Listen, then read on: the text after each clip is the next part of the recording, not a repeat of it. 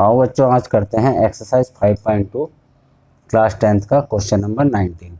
Subba Rao started work in 95 at the annual salary of ₹5,000 and received on increment of ₹200 each year. ठीक है, सुब्बा राव ने अपनी job start करी तो 1995 में, ठीक है, इन 1995 सुब्बा राव स्टार्टेड जॉब, तो ये कितना हो गया 5,000 में, ठीक है। And received on increment of rupees, और इंक्रीमेंट कितना मिला, इंक्रीमेंट मिला 200 रुपीज़, ठीक है। तो ये क्या हो गया ए, ये क्या हो गया डी, ठीक है ना। इंक्रीमेंट हर साल जो उसका बढ़ा वो 200 रुपये बढ़ा ईच ईयर, ठीक है।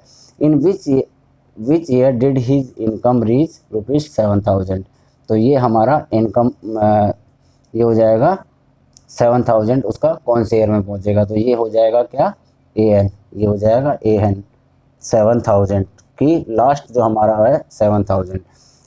सिंपल है, इसकी सीरीज कैसे बनेगी। ए पी जो उसने स्टार्ट करा वो 5,000 था, ठीक है। अब 5,000 था तो प्लस डी, ए हो गया ना 5,000, तो ए प्लस डी सेकंड हो जाएगा। ए कितना था 5,000 प्लस 200 कितना हो गया अगला 5,200, तो ये हो जाएगा 5,200।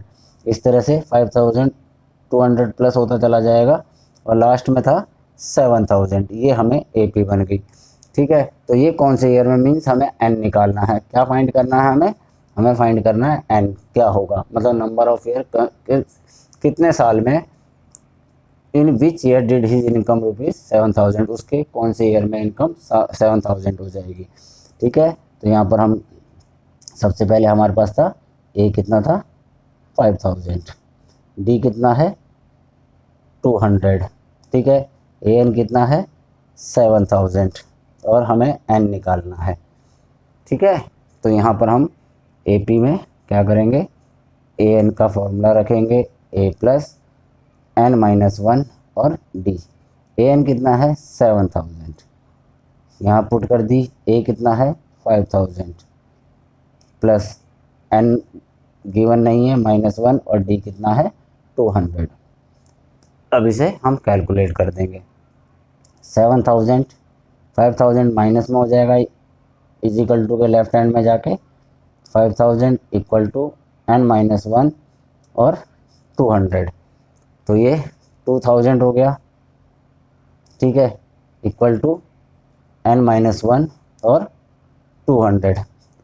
2,000 के नीचे आ जाएगा 200 इक्वल टू n-1, 0 0 कट गया 10, ठीक है। n-1 equal to 10, 10 equal to n-1, -1 से इधर आ गया 10 प्लस 1 हो जाएगा -1 और n, तो 11 ईयर में उसकी सैलरी 7,000 पहुंच जाएगी।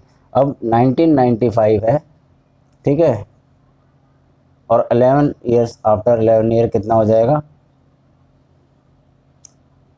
11 ईयर कितना हो जाएगा,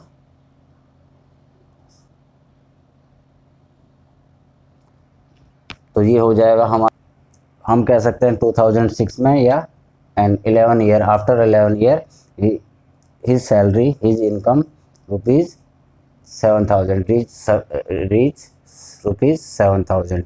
तो ये क्वेश्चन यहाँ पर ख़त्म हुआ। तो अब हम करते हैं नेक्स्ट जो 20th क्वेश्चन है नेक्स्ट पेज पर।